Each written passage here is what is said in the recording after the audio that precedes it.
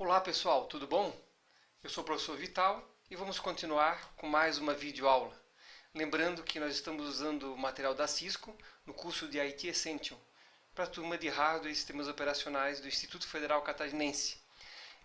Lembrem também que eu pedi para vocês fazer a leitura de uma parte do material, porque a gente está usando aquela técnica da sala de aula invertida, ou seja, os alunos fazem uma leitura de algo proposto pelo professor e posteriormente o professor faz um debate ou fala sobre aquele assunto. Então eu estou levando em conta que vocês já fizeram a leitura do material e verifiquei lá pelos comentários de vocês também que fizeram a leitura, tinham dúvidas, respondi várias dúvidas que vocês tinham ali. Então aqui a ideia é dar uma pincelada geral, mesmo porque essa parte que eu dei para vocês lerem, depois eu fui verificar que foi uma parte um pouquinho densa, né? Bastante assunto até. Mas acho que é válido, né? Porque a ideia é a gente ter uma visão geral e com o tempo a gente vai aprofundando mais. Posteriormente, nós vamos estar aprofundando esse próprio assunto. Vamos falar sobre placa-mãe hoje, memórias, e isso vai sendo aprofundado no andar do curso em si, né? Deixa eu reduzir então aqui a minha imagem para a gente ver no material da Cisco a parte de placa-mãe. Então essa parte de placa-mãe aqui, que já mostra uma figura, né? A parte do circuito, né, impresso aqui. Então o que é a placa-mãe? Vamos ver o que o material da Cisco diz aqui. Então a placa-mãe é uma placa de circuito impresso, também chamada de PCB, que contém barramentos ou circuitos elétricos que interligam componentes eletrônicos. Que componentes eletrônicos? Tem vários componentes. Aqui nós estamos vendo um lado da placa-mãe, né? A parte dos circuitos em si. Mas no outro lado da placa-mãe, que está aqui na figura 2, aparecem os outros elementos, né? Então, que além desses elementos, quais são os elementos principais? Vou botar aqui no bloco de notas até os elementos eletrônicos principais que tem, né? Que são bobinas, capacitores, transistores, circuitos integrados, diodos, LEDs e chips. Esses termos aqui, o pessoal de eletrônica, ou quem gosta de mexer com eletrônica, está mais acostumado a saber o que faz cada item desse, né? Mas, de forma geral, todos eles lidam com a energia elétrica que passa ali pelos circuitos, né? Essa energia de baixa voltagem, né? Ela tem um fluxo nesse circuito, né? Por isso que a placa é um circuito, né? Olha só. Então, a energia passa por todos esses caminhos, todos esses barramentos. E alguns desses elementos aqui, bobinas, capacitores, por exemplo, armazenam a energia em partes da placa-mãe, para a energia não sair só de um local, né? Então existe uma distribuição dessa energia. Os transistores e vários outros aqui fazem o fluxo dessa informação, transformam essa informação, esse dado, isso que está em bits na verdade ainda, né? Os chips fazem também, por exemplo, a parte dos cálculos. Então cada um tem uma função específica. Isso aqui são, pensando em elementos eletrônicos, né, são os principais aqui, né? E aqui na figura 2, já vão ver os elementos assim, mais uma visão geral aqui da placa-mãe, né? Que tem o que, por exemplo? O principal aqui seria a CPU, né? Que seria o cérebro do computador, onde é feito a parte de cálculo, lógica, aritmética, matemática, né? Tem essa parte aqui das memórias RAMs, né? Aqui tem os slots para ser colocadas as memórias. O chipset, que é uma parte trabalha de forma integrada com a CPU, né? E os outros elementos também. O chipset não existia antigamente, nos primeiros computadores mais antigos, né? Era tudo na CPU, a CPU fazia tudo, depois foi sendo distribuído de forma mais inteligente, né? E aqui os slots de expansão, né? Para eu colocar aqui uma placa de rede, uma placa de modem, uma placa de vídeo, por exemplo, eu vou estar utilizando esses slots de expansão. E aqui o chip da BIOS, né? O EFI, né? O EFI seria uma versão melhorada da própria BIOS, né? Aqui tem discriminado o que cada um, né? Deixa eu ver o que ele fala aqui então da BIOS. Ó. BIOS é uma abreviação, então. Lá antigamente, né, hoje em dia, não sei se faz isso ainda, mas tinha uma brincadeira que o pessoal de TI fazia que o BIOS era o burro idiota operando o sistema, né, o usuário ali, né. Mas, claro, é uma brincadeira, né. Na real, então, o que significa? Basic Input Output System. sistema de entrada e saída básico, né? É aquele, na verdade, é quando você liga o computador, é executado o programa do firmware ali, né? Que é feito aquele check-up inicial na máquina, né? Teclado, mouse e tela estão conectados, memória, para ter a funcionalidade e o uso pelo usuário, né? Então é isso que ele faz essa inicialização, né, básica para, a partir dali sim, buscar o sistema operacional que vai passar a assumir o controle do computador. Né? E a UEFI seria o quê? Seria uma BIOS mais avançada, se preocupa com a parte de segurança principalmente e outros itens. Né? Aqui já na figura 3, vamos na figura 3 aqui, a figura 3 mostra essa placa então já populada aqui com os elementos, né? Aqui mostrava, por exemplo, aqui a RAM, só o slot da RAM, né? Aqui já tem a memória RAM já encaixada, aqui ó, dois pentes de memória RAM já encaixada no seu local, né? O que mais que tinha aqui? Tinha também o chipset aparece igual aqui, né?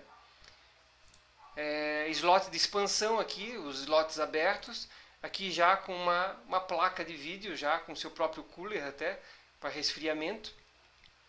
E a CPU aqui aparece a CPU, mas aqui, nessa outra figura, aparece ela escondida, né, embaixo do seu próprio cooler, aqui com dissipador, também para fazer essa parte de resfriamento, que é muito importante. Então, ele está aqui embaixo, né. E na figura 4 aparece um esquema aqui, né, onde mostra essa questão da distribuição da CPU. Né? Só no local se preocupa com tudo? Não. É distribuído em ponte norte e ponte sul. Né? A ponte norte se preocupa com alguns elementos que estão na placa-mãe e a ponte sul com outros elementos. A ponte norte, o chip da ponte norte se preocupa com elementos que consomem mais energia, como memória RAM, CPU, slots de placa gráfica, PCI Express. Já a ponte sul com os elementos que consomem menos energia. A BIOS, o teclado, a parte USB, né, disco rígido e outras slots de adaptador PCI. Né. E aqui nesse último esquema, enfim, tem o que? Tem os formatos da placa-mãe. Né. A gente já viu lá nas fontes que tem esses termos aqui, ATX, micro ATX, mini ITX e ITX, né? Que tem a ver com o tamanho, né? Então a placa-mãe está intimamente ligada com isso, né? Então, se você comprar um computador em partes, você vai montar ele, você tem que tomar muito cuidado para comprar a placa-mãe que seja compatível com a fonte, né? Então, a fonte ATX com a placa-mãe que seja ATX e assim por diante. Senão, não vai funcionar. No próximo item, seria a arquitetura da CPU. Aqui mostra então os chips de CPU. Né? Os dois principais fabricantes são a AMD e a Intel. O Intel é aquele que não aparece esses dentinhos, né? Aqui pode ver que tem um pente, né? Várias pontinhas aqui, né? Então é um processador AMD. Deixa eu ver se tem outra figura aqui. A figura 2 já mostra um Intel, né? Que ele não tem aqueles pentinhos ali, então o que é muito bom, né? Porque facilita na hora que você vai fazer alguma manutenção ou trocar um chip, né, por outro. Então sempre existe aquele perigo de entortar esses pininhos, né? Então aqui tem os pininhos, então é fácil para entortar. Já esse aqui não. Esse aqui você encaixa no soquete já, que tem os pininhos, então já facilita muito, né? Então é assim que ele é acoplado no soquete. Aqui tem as explicações, né? Aqui também até acaba falando RISC e CISC, né, que são aqueles o tipo da arquitetura, né, que com menos instruções, com mais instruções. Então na hora de fabricar eles normalmente fazem um misto de RISC e CISC, né, para que tenha uma boa velocidade, um bom desempenho também. Então existe essa preocupação. Aqui dos chips até eu preparei aqui um slidezinho no PowerPoint só para mostrar para vocês aqui. Uma lista dos principais, né, nomes que são utilizados em processadores, lá desde a época que esse aqui são os Intel, né, esse aqui são os AMD. Lá da época dos Pentium já, Pentium MMX e aí vai, né, depois o Xeon, aí veio a época de mais do que um núcleo, né? Core 2 Duo e assim por diante, até os i7 aqui, dividido em várias gerações, cada i7, por exemplo, tem várias gerações com melhorias cada vez maior nos processadores. Aqui essa lista continua, que está meio desatualizada, essa minha tabela aqui, né? E os AMD aqui também, começando lá com os K5, K6, Athlon, Sempron, depois os Atlons de novo aqui, né? Sempron, FX, A séries e assim por diante. Então só para ter uma ideia dos nomes, né, de processadores, que não está acostumado aí a lidar com esses termos, né? Então, mas é muito utilizado, o pessoal usa para marketing, né, na parte de vendas, né? Então, voltando aqui, minimizar isso aqui.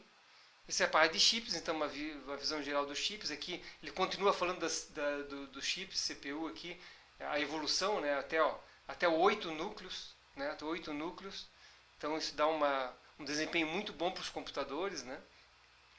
Lembrando que não é só a CPU em si que vai determinar a velocidade, o desempenho do seu computador, também os outros elementos têm que estar acompanhando. Não adianta eu ter uma super CPU, mas eu tenho um barramento que não é muito bom, eu tenho a memória RAM, ou as placas de vídeo, outros dispositivos em si, que não acompanham essa velocidade o suficiente, né, para o desempenho. Então acaba sendo um gargalo. Então tem que ver sempre que eu tenho que ter esse balanceamento com os vários elementos utilizados. Okay? No outro slide aqui temos o sistema de refrigeração, que é muito importante. Fizeram perguntas ali também lá no canal do YouTube sobre o sistema de refrigeração. Então, que é chamado de fan também, né? O fan seria esse conjunto da ventoinha, ou esse ventiladorzinho, com o dissipador, que são essas gradezinhas aqui, quer ver? Aqui, ó, tem essas gradezinhas. Então, normalmente tem a ventoinha que fica em cima, ou próxima, né? E joga o vento de tal forma que o calor acaba sendo dissipado, acaba saindo dali, né? Então, aqui no gabinete tem essa ventoinha, esse aqui já é utilizado mais na CPU, ó, esse da Intel aqui. Então tem vários modelos e tem uns tipos que são com líquido, né? Então uma das perguntas lá no YouTube foi justamente qual é a vantagem de usar o water cooler. Tem vantagens porque ele ajuda a realmente diminuir o aquecimento, né, e melhora o desempenho, né? Então ele acaba sendo muito útil. Então tem várias técnicas que são utilizadas e tem o pessoal que acaba fazendo já uma festa com isso, né, fazendo bem colorido, líquido colorido, borbulhante, para já dar um embelezamento aí na sua CPU, né, mostrar muitas vezes utilizado em amostras de informática. O pessoal gosta de fazer essa parte de modificação, né, os chamados mods nos computadores, né? Então essa parte de refrigeração é bastante importante, sim. Nesse outro item aqui temos as memórias, né? Memória, que está bem denso a parte de memória, né? Então a gente vai estar aprofundando mais para frente. Mas aqui uma visão geral, né? Tem a memória, assim como tem a memória RAM, que é aquela memória de acesso aleatório, né? Tem a memória ROM, que é a memória somente de leitura. Então o chip de memória somente de leitura, as informações são gravadas em um chip ROM quando é fabricado. Um chip ROM não pode ser apagado ou regravado e fica obsoleto. Esse é um grande problema de uma memória ROM, somente ROM, né? Se eu quero fazer uma atualização no meu programa que vem de fábrica, eu não posso. Tem que trocar de computador, então, né? Já, se você vem com uma memória PROM, já é diferente. O P é de programação aqui, né? Então, memória somente de leitura, mas que eu posso programá-la, né? Então aqui temos a memória PROM, então, que ela pode ser programada. Então, informações gravadas em um chip PROM depois da fabricação, né? E a EPROM? A EPROM, então, eu posso, como diz aqui, né? A informação é gravada em um chip EPROM após a fabricação. Um chip EPROM pode ser apagado com exposição à luz UV. É necessário equipamento especial. Então, também assim como a PROM, né, eu posso alterar a programação após a fabricação. E o EEPROM faz a mesma coisa que a EPROM, só que é um sistema diferente para apagar e atualizar essa memória, né? Então, os chips EEPROM também são chamados de ROMs flash. Um chip EEPROM pode ser apagado e regravado sem precisar remover o chip do computador. Então, bem mais prático, né? Então, são evoluções da memória ROM, na verdade, aqui, né? São várias evoluções da própria memória ROM, aquela memória que vem algo gravado de fábrica, geralmente um programa que permite, durante o boot, né, fazer aquela checagem inicial do seu computador, para depois ser passado à operação ou para o sistema operacional da máquina. Aqui já fala da própria RAM, né? Então aqui também tem a evolução das RAMs, né? A DRAM é a RAM dinâmica, né? É um chip de memória usado como memória principal. A DRAM precisa ser constantemente atualizada com pulsos de eletricidade para manter os dados armazenados no chip. Já a SRAM, a RAM estática é um chip de memória que é usada como memória em cache. A SRAM é muito mais rápida do que a DRAM e não precisa ser atualizada com tanta frequência. A SRAM é muito mais cara do que a DRAM. Só que é uma técnica muito utilizada hoje em dia, que é essa parte da memória cache, né? O que aumenta bastante o desempenho, o uso do computador. Aqui então no outro slide nós temos a ideia dos módulos de memória, com principalmente o objetivo de melhorar o desempenho, né? Então aqui diz o seguinte, ó, os primeiros computadores tinham RAM instalada na placa-mãe, como chips individuais. Os chips de memórias individuais, chamados de DIP, né, Dual Inline Package, eram difíceis de instalar e muitas vezes ficavam frouxos. Para resolver esse problema, os projetistas soldaram os chips de memória a uma placa de circuito para criar um módulo de memória que era inserido no slot de memória da placa-mãe. Então, a técnica utilizada então para melhorar o desempenho. E aqui tem o DIP, então, né, que é esse módulo de memória. Aí depois tem o SIM, né, é uma pequena placa de circuito que conta com diversos chips de memória, né, e aí continua a evolução, né, o DIMM, né, é uma placa de circuito que comporta chips SDRAM, DDR, SDRAM e assim por diante, né, são vários módulos então, né, e a SODIMM, que tem uma configuração diferente também, né, mas dentro do conceito de módulos de memória, né. E também tem a questão das memórias cache, né? Está mais aqui embaixo. Aqui. A memória cache, que é aquela memória que dá maior desempenho, né? Auxilia a memória RAM, na verdade. E tem três tipos aqui, né? L1, L2 e L3. A L1, então, é a cache interna e está integrada à CPU. Então, fica dentro da CPU, essa é a L1, né? A L2 é cache externo e originalmente ficava na placa-mãe, perto da CPU. O cache L2 agora está integrado à CPU, né? E a L3, então, é usada em algumas estações de trabalho e CPUs de servidores de ponta, que precisa de maior desempenho e maior velocidade. Então, essa técnica da memória cache, então, tem a L1, a L2, a L3, né? Na figura 3 agora tem a questão das paridades, né? Os diferentes tipos de métodos de verificação de erros são descritos na figura 3. Então aqui é uma forma de identificar erros, porque às vezes acontece, né? Então a paridade, quando falo em paridade, é você falar em verificação de erros, né? Então a não paridade, a memória de não paridade não verifica os erros na memória, o que não é muito bom, né?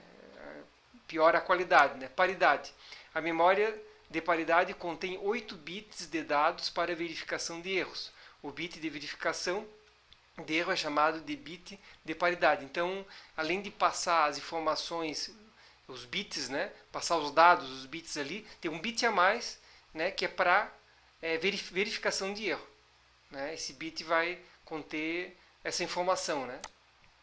E o ECC, a memória de código de correção de erros, pode detectar vários erros de bit na memória e corrigir erros únicos na memória.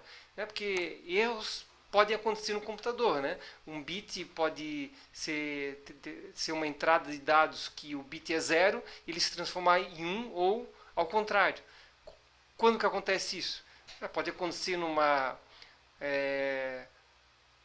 quase queda de energia, uma variação de energia, por exemplo.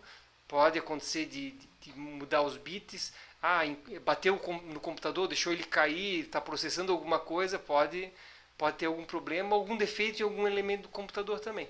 Então, por isso que são importantes esses bits aí de paridade para ter essa consistência, né? Verificar se tem um erro de informação, porque um bit diferente, ou 0 ou 1, vai fazer muita diferença na informação que vai passar ali, ok? Então, seriam as memórias, e aqui fala sobre placas de adaptador, né? Placas de slots de expansão. Mais a parte de expansão, então, ali. Tem adaptador de som, aqui um exemplo, né? O SNIC, que seria Network Interface Communication, né? Ou seja, a placa de rede. Adaptador de RAID. Né? RAID é uma técnica de você usar 2 ou mais discos rígidos, por exemplo, para balanceamento de carga, aumento de desempenho, ou mesmo você fazer a redundância de dados, né? Backup. Então você tem um servidor, por exemplo, e você, se estragar um HD que tem lá dentro, você perde as coisas. Então você pode ter 2 HDs no esquema de RAID, onde o que é gravado num também é gravado no outro. Se der um problema num, o outro continua funcionando normalmente, inclusive sem o usuário nem perceber nenhum problema, né? Então é uma forma de fazer redundância. Eu posso fazer isso com 2 ou mais HDs, né? Ou eu posso utilizar também para desempenho. Eu quero aumentar a velocidade, melhorar a velocidade de acesso. É um servidor e muitos usuários estão acessando. Então, se eu tiver 2 ou mais HDs nesse processo de RAID, configurado para a questão do desempenho, ele vai estar dividindo vai ter os dados duplicados, mas ele vai balancear essas informações. Então, vai facilitar muito para a questão dos servidores, né? Adaptador de vídeo aqui, então, também, né? Aqui os slots PCI, né? Então, é um slot de expansão 32 bits ou 64, né? É encontrado em muitos computadores, é encontrado na maioria das placas-mães. Esses slots aqui é PCI, né? PCI, aí tem o mini PCI, aquele pequenininho, né? Mini PCI tem 3 tamanhos diferentes, tipo 1, 2 e 3. O PCI-X de Extend, né? É uma versão atualizada do PCI padrão. Ele usa um barramento de 32 bits com largura de banda mais alta do que o barramento PCI. O PCI-X, então, que é o Extended, pode operar até 4 vezes mais rápido do que o PCI padrão, né? E o PCI-E Express usa um barramento serial que tem produtividade mais alta e muitas outras melhorias em relação ao slot de expansões anteriores. PCI-E tem slot X1, X4, X8, X16, tem vários tipos, né? Que variam em comprimento do mais longo para o mais curto. Então, essa numeração aqui justamente é a diferença do tamanho ali, né, do slot. Aqui podemos ver os 2 tamanhos mais comuns, X1 na parte de cima e o X16 na parte de baixo. Aqui, ó. Né, os 2 slots aqui. E aqui os dispositivos de armazenamento, né, unidade de armazenamento. Aqui o tradicional unidade de disco rígido, né? Unidades ópticas, né, que para CD, DVD, também já está caindo de moda, né? Unidade de estado sólido, né? E a memória flash aqui, a unidade flash externa, pendrive, né? Aqui uma lista dos tipos de memórias ópticas, meios ópticos, né? Lá do CD-ROM, CDR, CDRW. O CD-ROM era um disco que você gravava somente leitura, né? Vinha de fábrica já gravada. O CDR, não, você já podia gravar uma vez nele, né? O CDRW já você podia gravar, regravar quantas vezes quisesse, como se fosse um pendrive, né? Aí depois veio com uma melhoria de qualidade, que é o DVD, e melhoria também de tamanho, né, para armazenamento, DVDs. O BD-ROM, né, que seria a era dos Blu-ray, né, dos Blu-ray, que também teve a sua fase ali, né. Aqui nesse outro slide, então, já mostra as interfaces de dispositivos de armazenamento e também o próprio RAID, né. Aqui tem um cabo SATA, tipo SATA ali, né, para você fazer a ligação do HD, né, por exemplo. Aqui o padrão USB.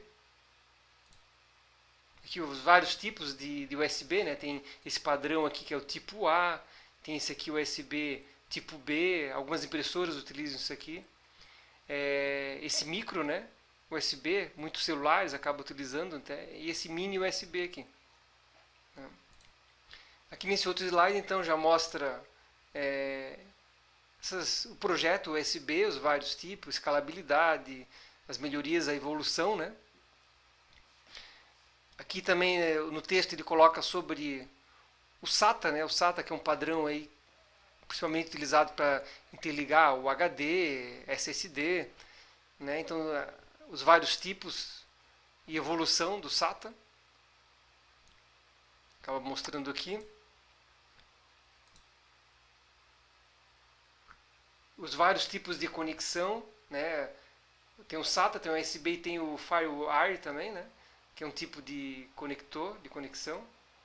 Thunderbolt é outro tipo, mas o mais conhecido realmente é o SATA e o USB, né? E aqui um gráfico mostrando o desempenho e capacidade de cada um.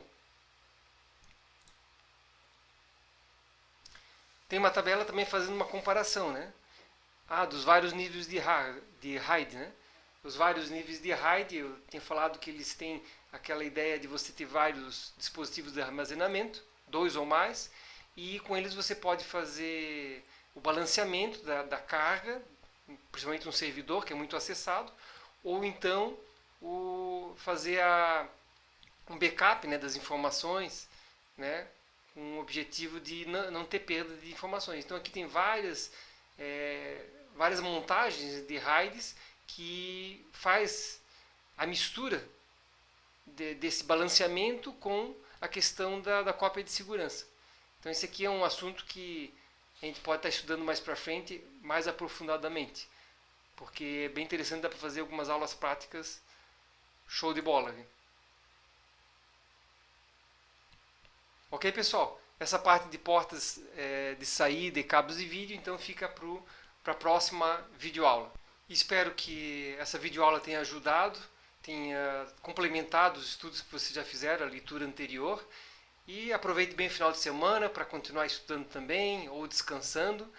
E se tiver algum comentário, alguma dúvida ainda, pergunta, façam ali no canal do YouTube, por esse vídeo ali, que eu vou estar respondendo para vocês, vamos fazendo essa troca aí de informações. E até a próxima videoaula da semana que vem. Grande abraço!